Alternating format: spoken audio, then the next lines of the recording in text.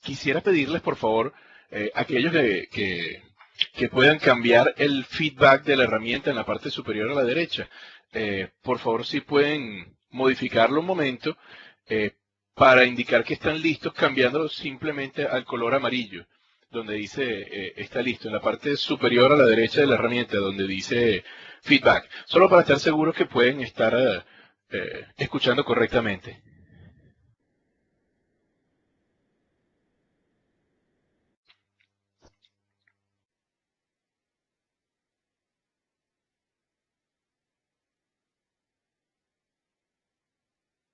Ok, perfecto, está bien. Muy bien, ahora que veo que pueden escuchar sin problema, voy a colocarlo verde de nuevo. Vamos a comenzar. De nuevo, bienvenidos a todos. Vamos a estar conversando en este webcast acerca de las estrategias de respaldo con Exchange 2010. Mi nombre es Adolfo Blanco. Allí en la pantalla deben de tener en este momento mis datos de contacto. Allí está mi dirección de correo electrónico y en Twitter, en caso de que necesiten contactar cualquier duda.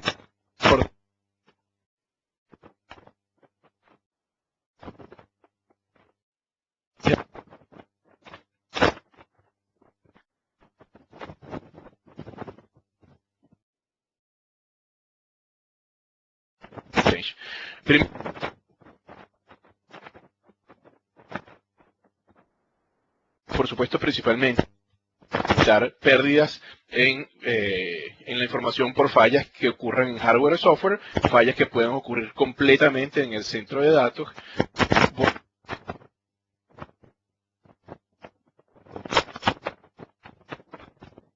Directo.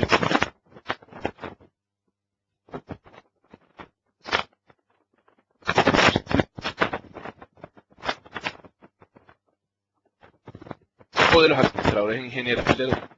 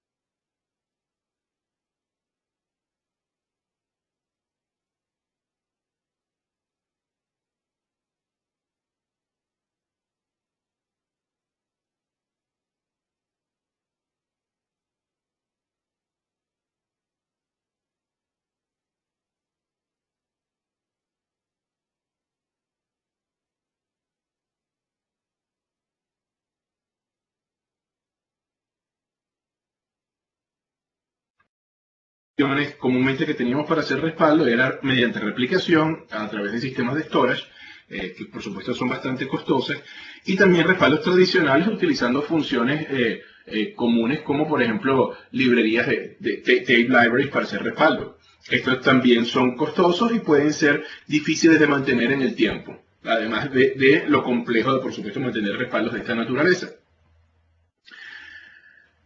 ¿Qué podemos hacer con Exchange? ¿Qué podíamos hacer con Exchange 2010? Con Exchange 2010 teníamos la función novedosa que se denominaba Continuous Cluster Replication. Esto nos permitía mantener bases de datos replicadas tanto en un mismo site como en sites diferentes. Esto permitía recuperarnos rápidamente de fallas en hardware o incluso fallas en software y además de poder mantener información replicada en centros alternos, en centros de datos alternos.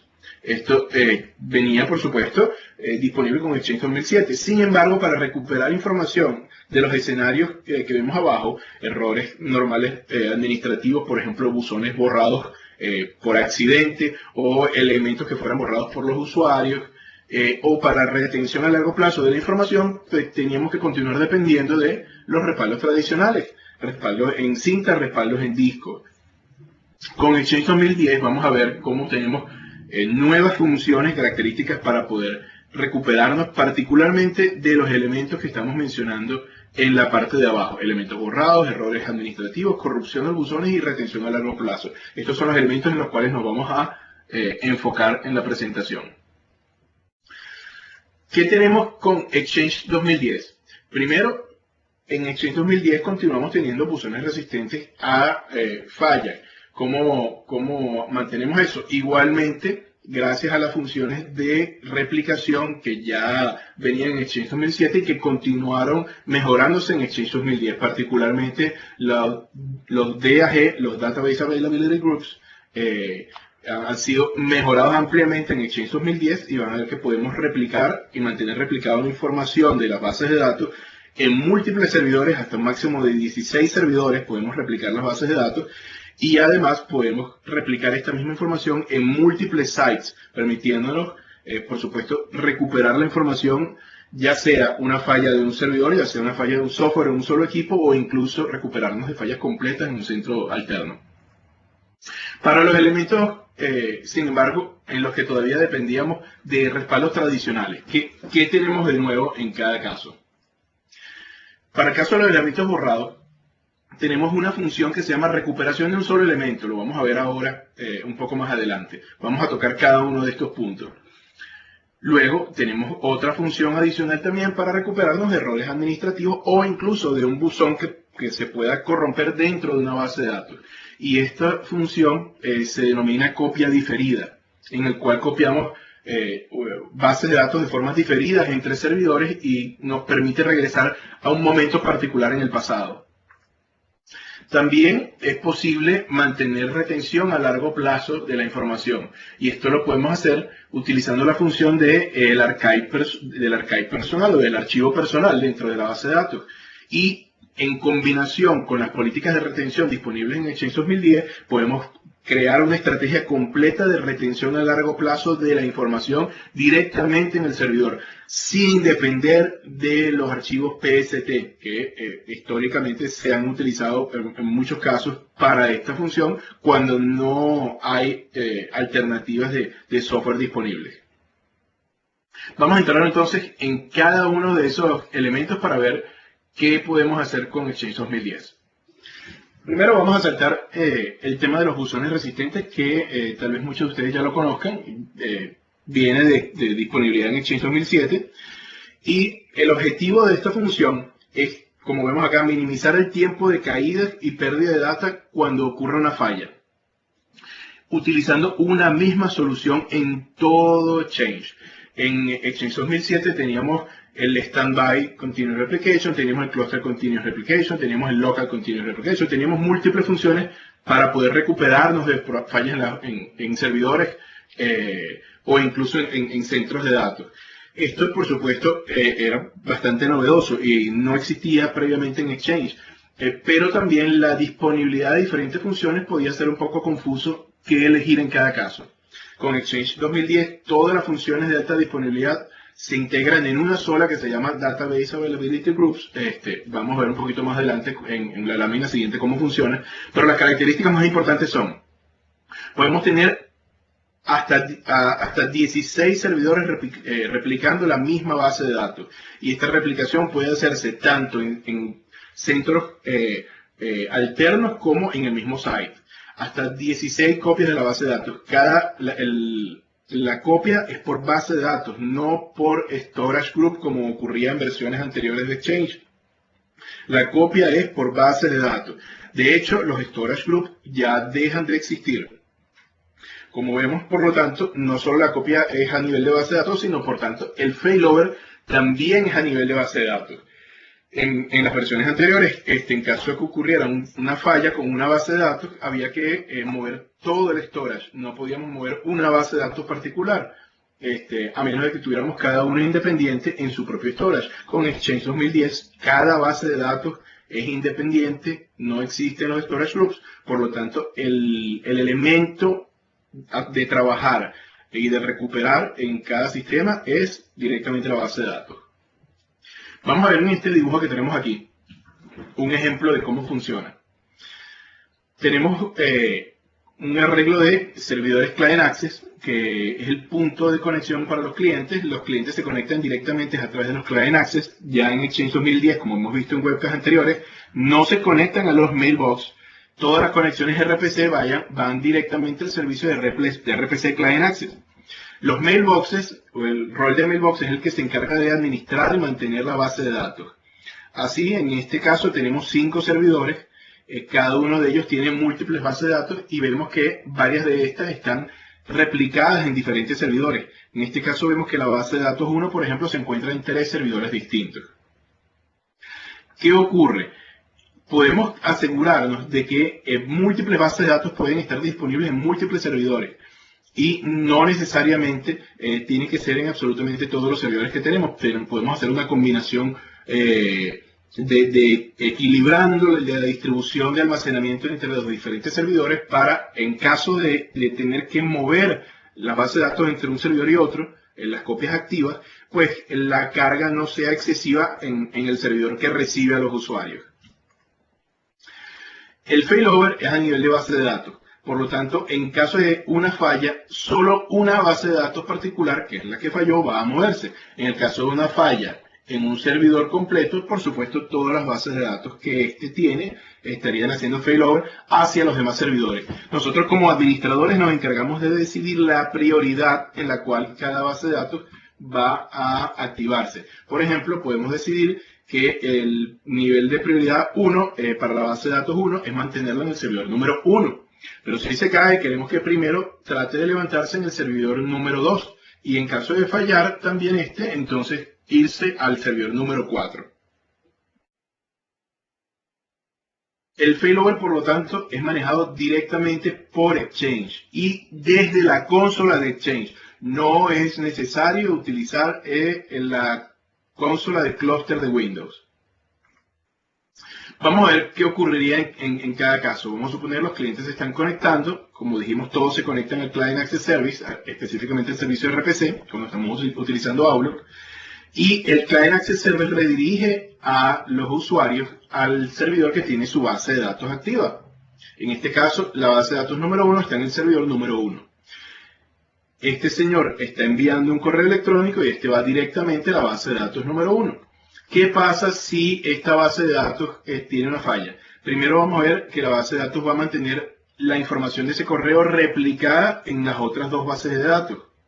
Esta función de replicación es continua. Si esta base de datos, por lo tanto, llega a fallar, simplemente lo que vamos a hacer es que el Client Access se va a encargar de redirigir a los usuarios hacia un servidor nuevo que va a utilizar ahora su base de datos como base de datos principal o activa. Este cambio se hace de forma automática. También podemos obligarlo de forma manual en caso de que se tenga que realizar un cambio programado. Vemos, por lo tanto, que el rol del Client Access Server es muy importante para mantener la alta disponibilidad de los servidores. Aun cuando tenemos un clúster de las bases de datos, la existencia del Client Access Service para redirigir a los usuarios al servidor correcto es crítica en estos escenarios. Además de todo esto, tenemos la posibilidad, por supuesto, también de contar con centros alternos. En este caso, vamos a suponer que tenemos otro servidor de mailbox en otra ciudad diferente. Este otro servidor lo podemos configurar para que replique también las bases de datos de, en este caso, la 1, la 3 y la 5. En caso de que los clientes fallen y que todos los servidores en este centro alterno fallen, por ejemplo, porque cae la conexión de internet o porque hay una falla de energía o cualquier otro motivo, los usuarios pueden incluso redirigirse hacia el servidor que está en el centro alterno, en este caso en Dallas, como indica el dibujo.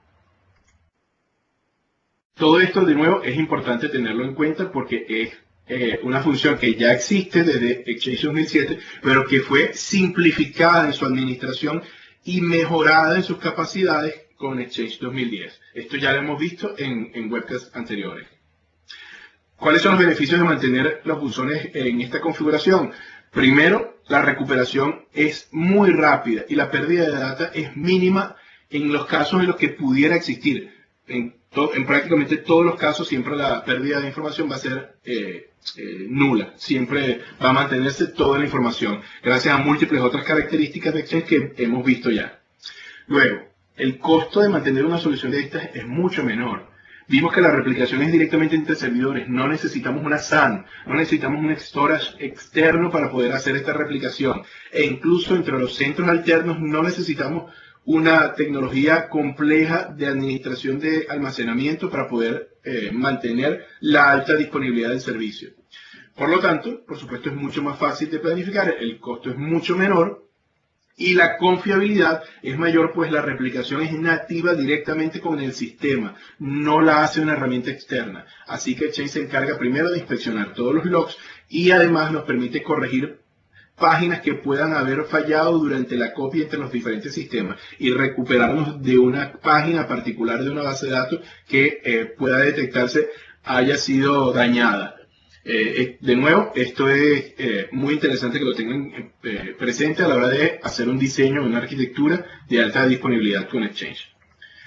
Vamos a avanzar y ver cómo podemos manejar la recuperación de elementos en Exchange. Muy probablemente ya ustedes saben que podemos recuperar elementos de la papelera de reciclaje y que además tenemos la posibilidad de recuperar aquellos elementos borrados de la papelera a través de la función de recuperación disponible desde Outlook. Esto fue mejorado en Exchange 2010. ¿Cuál era el objetivo de tener una función de recuperación de elementos? Primero, la intención es retener elementos modificados y eliminados por una duración establecida. Esto es una política que podemos establecer en Exchange y que va por encima de lo que pueda hacer el usuario.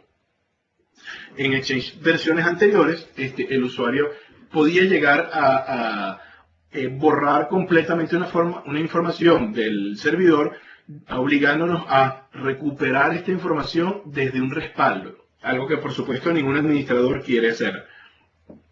Es complejo y cuesta tiempo. ¿Cuáles son las características de esta recuperación de elementos en Exchange 2010? Primero, está habilitado por defecto para 14 días.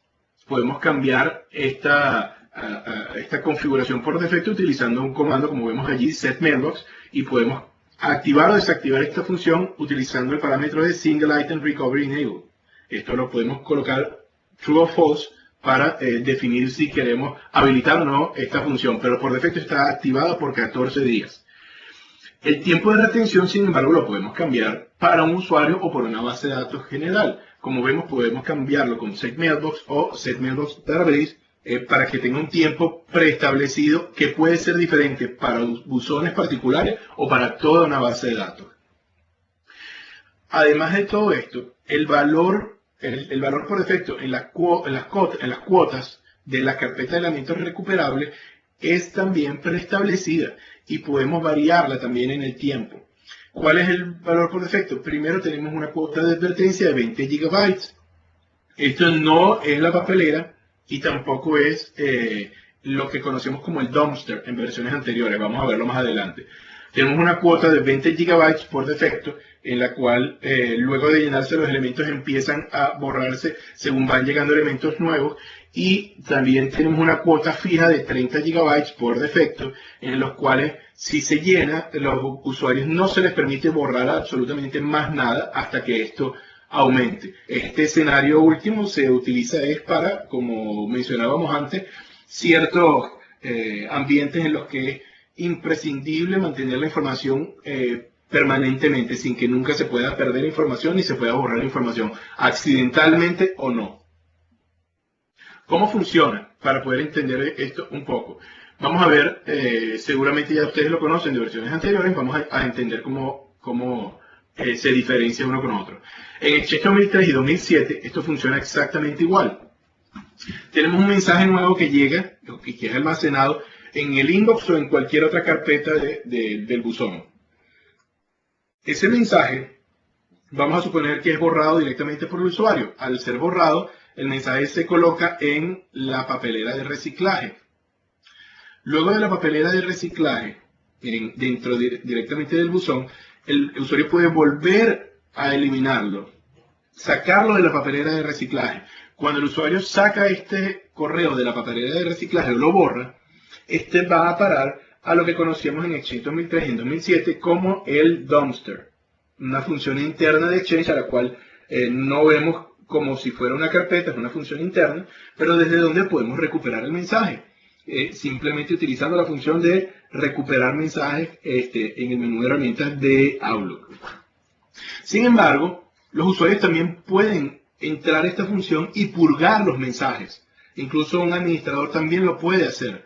Una vez que un mensaje es purgado del dumpster, este mensaje se pierde para siempre de la base de datos, a menos de que tengamos un respaldo. Y para poder recuperarlo necesitaríamos montar el respaldo que tengamos en el medio que sea, en cintas, en disco, o en el sistema de respaldo que estemos utilizando para poder recuperarlo. Esto es cómo ha funcionado siempre Exchange hasta 2007.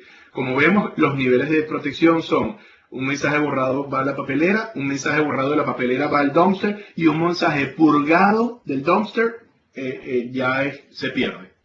Con Exchange 2010, sin embargo, esto cambió bastante. Es primera vez que se cambia la arquitectura de elementos borrados.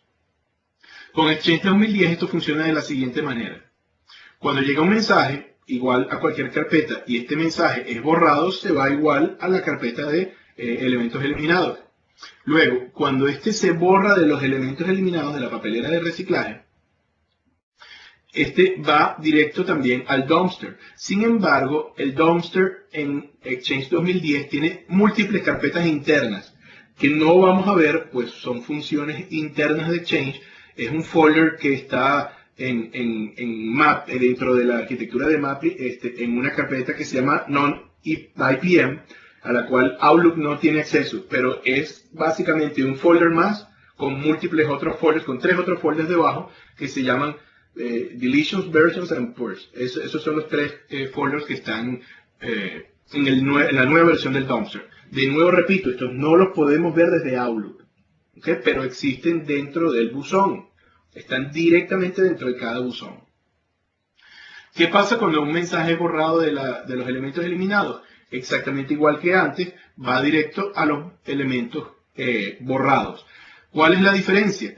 Que cuando un mensaje, que cuando un mensaje es borrado del dumpster, o sea, vulgarmente es purgado, este no va a desaparecer, sino que va a ir a la carpeta de elementos purgados. De nuevo, el usuario no tiene forma de verla. Y además de eso, el usuario ni el administrador lo van a poder ver desde la interfaz de Outlook de recuperar mensajes. Simplemente el elemento pasó a una carpeta oculta que se llama elementos purgados, como vemos allí, pero está allí todavía y va a mantenerse allí por el periodo de tiempo que nosotros le indicamos de 30 días. Los administradores pueden recuperar la información desde allí utilizando herramientas nativas de Exchange, como por ejemplo la búsqueda, la función de Discovery, de búsqueda de correos en Exchange. Podemos utilizarla para recuperar mensajes directamente de estas carpetas. Y además, esta función también nos permite, como vemos, mantener la información en el tiempo, aun cuando ésta haya sido obligada a ser borrada del buzón. ¿Cuáles son los beneficios de poder recuperar elementos? Primero, podemos recuperar elementos borrados de manera muy fácil desde el panel de control de Exchange sin necesidad de traer un respaldo. No tenemos por qué utilizar tiempo de los administradores para montar un respaldo, hacer un restore, montar la base de datos recuperada, sacar el elemento que queremos, volverlo a importar dentro del buzón de la persona que necesitaba la información, etc. Esto es bastante complejo, toma bastante tiempo, como ustedes saben, si les ha tocado hacerlo alguna vez, y no es nada divertido. En general, lo ideal es evitar que los usuarios borren la información permanentemente, que es justamente lo que hace Exchange 2010.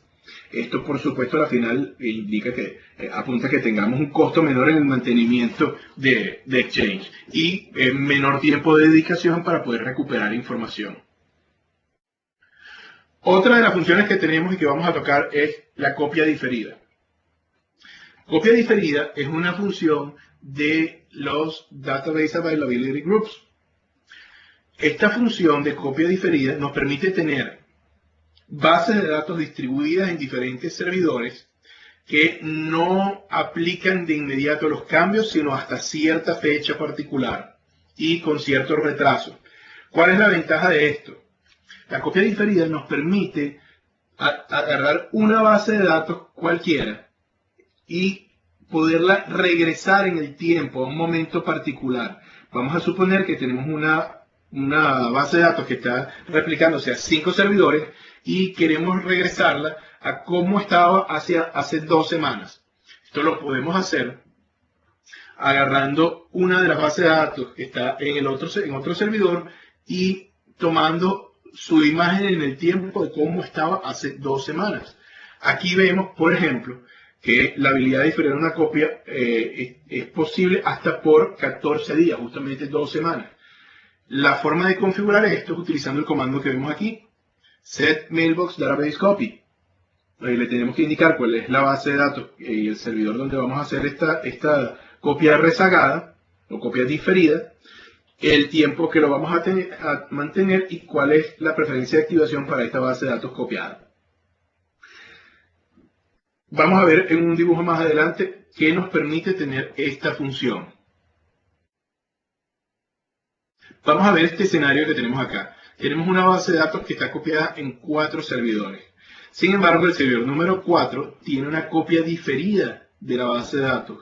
Esa copia diferida mantiene la historia de todos los logs que le han ido llegando hasta por 14 días. O sea que no copia los logs, los almacena, pero no los aplica dentro de la base de datos, sino después de que pasen 14 días.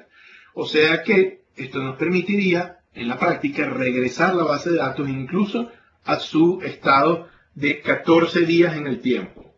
¿Cómo podemos recuperar una base de datos utilizando una copia diferida? Vamos a ver el paso a paso. Primero, suspendemos la replicación en ese servidor. Luego, la recomendación sería hacer un snapshot utilizando shadow copy para poder después volver al estado actual en el que se encontraba ese servidor, ya que vamos a trabajar con la base de datos. Luego, vamos a seleccionar los logs que vamos a reproducir. Si queremos llegar a un estado exacto de 14 días, utilizamos la base de datos tal cual como está. Si queremos llegar como estaba hace menos tiempo, 7 días, 6 días, etc., decidimos cuáles son los logs que queremos reaplicar sobre la base de datos. Dependiendo justamente de la fecha, vamos a poder ver los logs, las fechas y las horas de estos en el sistema de archivos y podemos saber hasta qué log queremos aplicar. Por ejemplo, si queremos retroceder hasta 3 días hacia atrás, buscamos cuáles son los últimos logs que llegaron a este servidor hace 3 días. Y esos son, de allá para atrás, los que vamos a reaplicar. Vamos a reproducir los logs dentro de la base de datos utilizando el comando sutil. Vamos a suponer que no queremos los 7 días, sino que queremos solamente 4 días hacia atrás. Los reaplicamos dentro de la base de datos y entonces ahora tenemos una base de datos con como estaba hace 4 días en el tiempo. ¿Qué vamos a hacer ahora? Vamos a copiar esta base de datos a otro sitio y la vamos a utilizar para hacer una recuperación. Vamos a suponer que queremos recuperar información de esta base de datos de cómo se encontraba hace 4 días. Ahora que la copiamos y la llevamos para otro sitio, podemos montarla en un recovery storage para hacer cualquier trabajo con ella y recuperar información. Y el backup, el respaldo que hicimos utilizando shadow copy, lo volvemos a recuperar y volvemos a reactivar la reaplicación en este servidor. En resumen, pudimos sacar el estado de la base de datos 1 de ese servidor, cómo se encontraba hacia un periodo específico en el tiempo, en el pasado. Esto nos permite recuperar de escenarios como buzones corruptos, información que ha sido borrada permanentemente de la base de datos y que no tenemos respaldo, escenarios en el cual necesitamos regresar a un usuario a cómo se encontraba en un momento particular en el tiempo, etc. ¿Cuáles son los beneficios que tenemos con las copias diferidas? Primero, podemos recuperar rápidamente información sin necesidad de recurrir a respaldos en sistemas alternos. Luego, la duplicación de la información es menor. ¿Por qué la duplicación de la información es menor? Porque por lo general, utilizando un sistema de respaldo tradicional, hubiéramos tenido que hacer respaldo todos los días. Tenemos respaldo en cinta o en disco del lunes, del martes, miércoles, jueves, viernes, etcétera, todos los días. Y si queríamos regresar un momento en el tiempo, teníamos que hacer el restore de un respaldo completo, después hacer una recuperación de los respaldos incrementales, y entonces después es que podíamos utilizar esa base de datos. La duplicación de la información es mucho mayor. Además, esto nos sirve como una malla, como una protección, una manta de seguridad. En el caso de que exista una corrupción física o lógica dentro de la base de datos, no una falla en el servidor, ni una falla en el disco, sino que directamente por algún motivo se generó corrupción en la base de datos, es posible regresar a la base de datos a como se encontraba en un momento particular en el tiempo, atrás, sin necesidad de recurrir al respaldo. Algo importante a tener presente: esto no es usado, no debe ser usado para recuperaciones rápidas. Esto no debe ser usado para simplemente hacer un restore en caso de fallas más fuertes. Esto, como vemos, es un escenario para poder recuperar información puntual en el tiempo. También se recomienda tener múltiples copias físicas para prevenir perder el diferido. Si nosotros no hubiéramos hecho el respaldo en el diagrama anterior, utilizando Shadow Copy o cualquier otra herramienta, y hubiéramos hecho todo este proceso directamente sobre la base de datos, hubiéramos perdido la historia de la copia diferida. Por lo tanto, la copia diferida hubiera tenido que comenzar de nuevo en 1. Esto es, de nuevo, una de las funciones nuevas que tenemos en Exchange 2010, que es las copias diferidas, y nos permite recuperarnos de situaciones como las que hemos mencionado. Vamos a ver ahora qué podemos hacer con la retención a largo plazo. Esta es una característica bastante solicitada en ciertos escenarios, como por ejemplo médicos o legales, en los cuales ciertas organizaciones tienen que mantener la información a largo plazo y evitar que la información pueda ser eliminada. ¿Cuál es el objetivo de esta función? Primero, preservar la data fácilmente y que pueda ser encontrada también fácilmente, y que esté a prueba de ser manipulada, de que pueda evitar ser borrada o modificada en el tiempo por el tiempo que sea necesario. ¿Cuáles son las funciones principales de esto? Primero, las características que se utilizan para mantener esto es: primero, el archivo personal, una función de Exchange 2010 nativa, en la cual tenemos un buzón primario para cada persona, pero también podemos tener un buzón paralelo o denominado buzón de archivo para cada usuario, en el cual se puede almacenar información histórica. Vamos a nombrarlo como si fuera un archivo PST corriendo en el servidor. Este archivo personal se puede utilizar desde Outlook o desde Outlook Web Access, y es posible manipularlo completamente con comandos desde el servidor.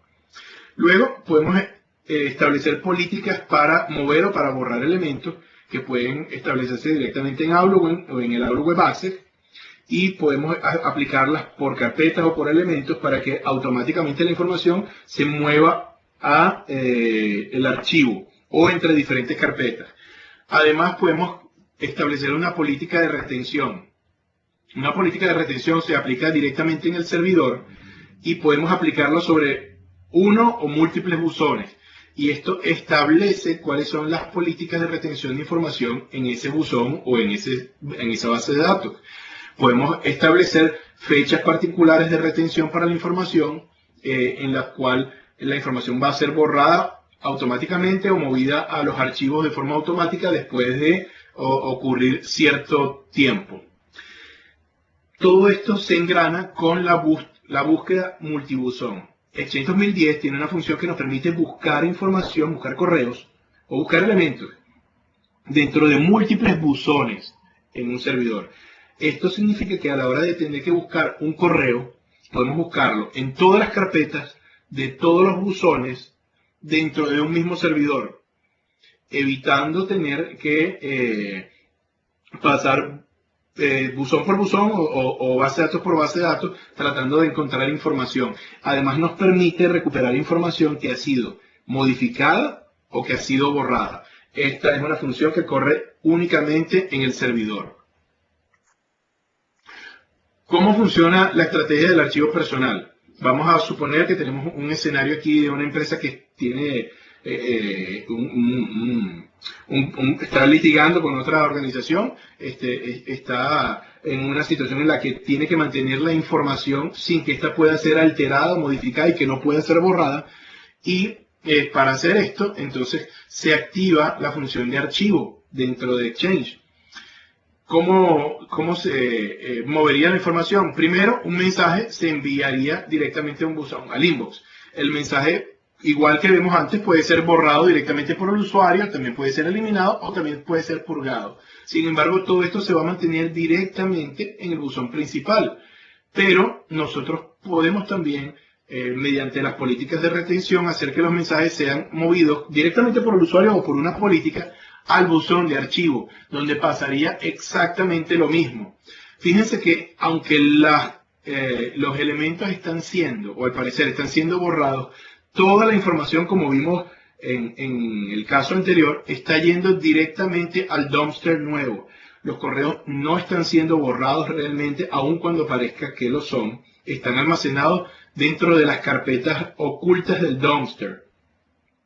Incluso aquellos correos que están siendo purgados.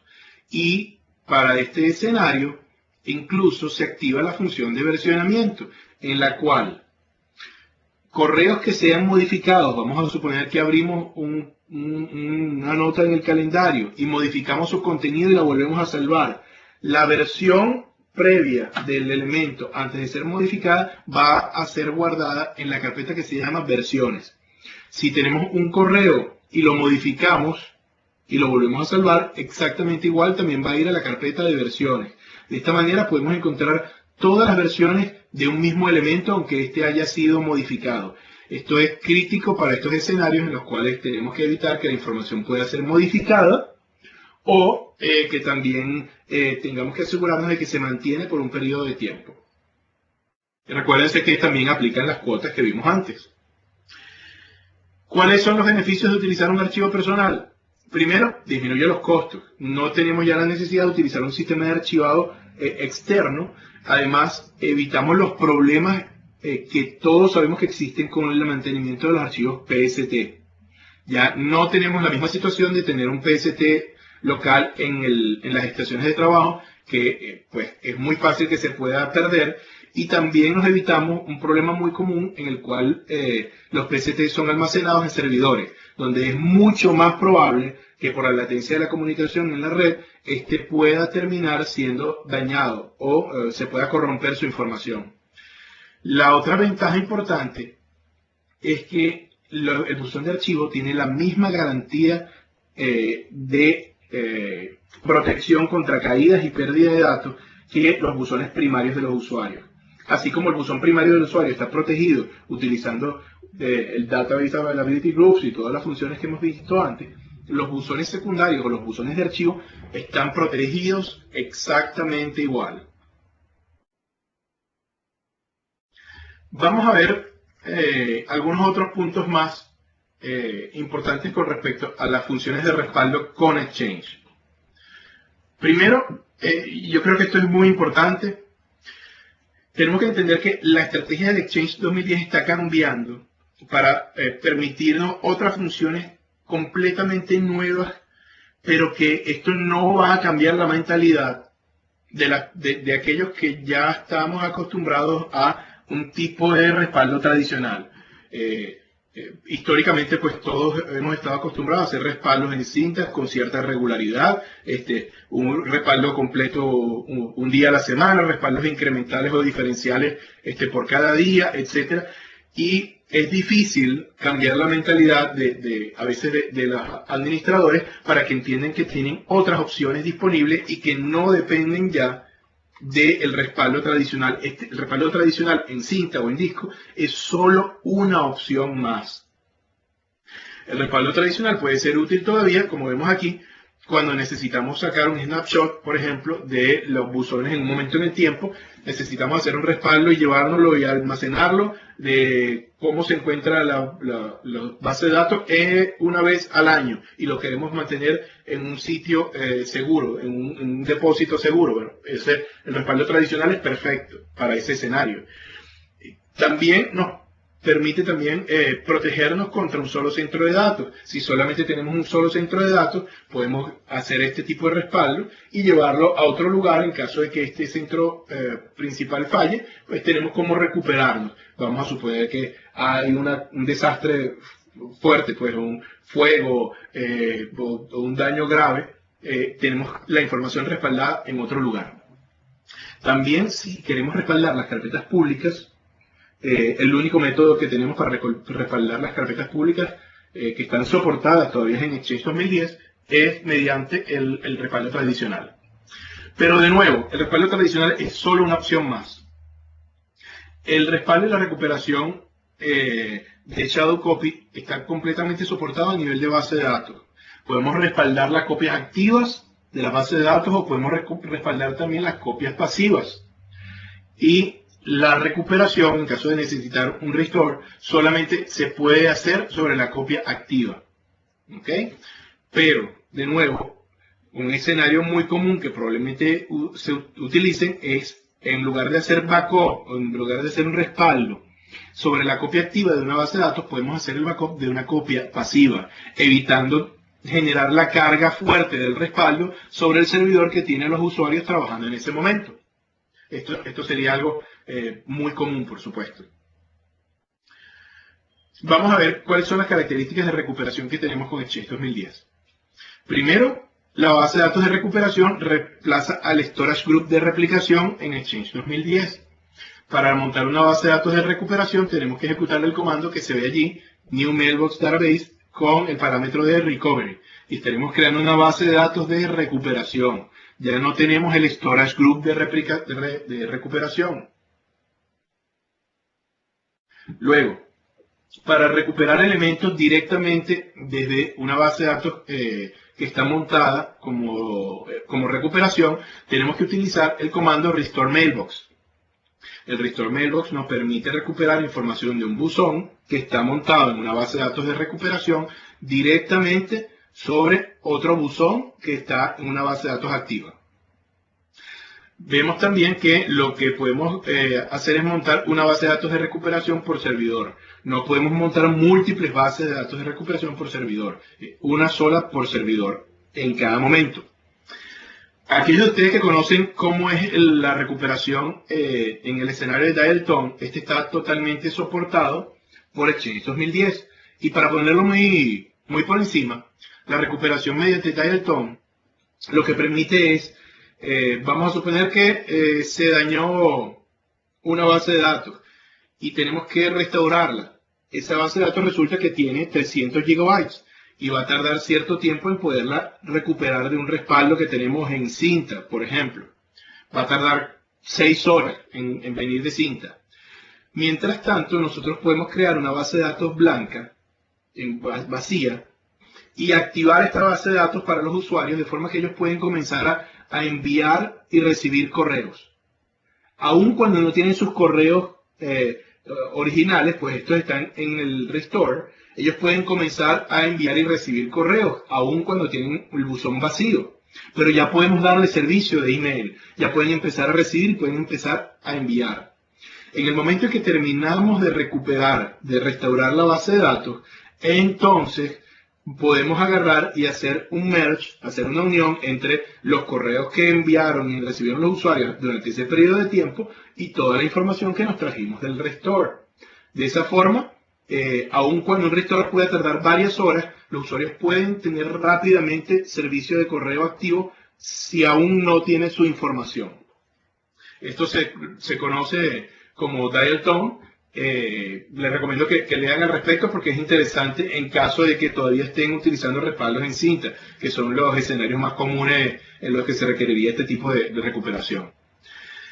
Algo muy interesante también de Exchange 2010 es que tiene completo soporte para la portabilidad de la base de datos.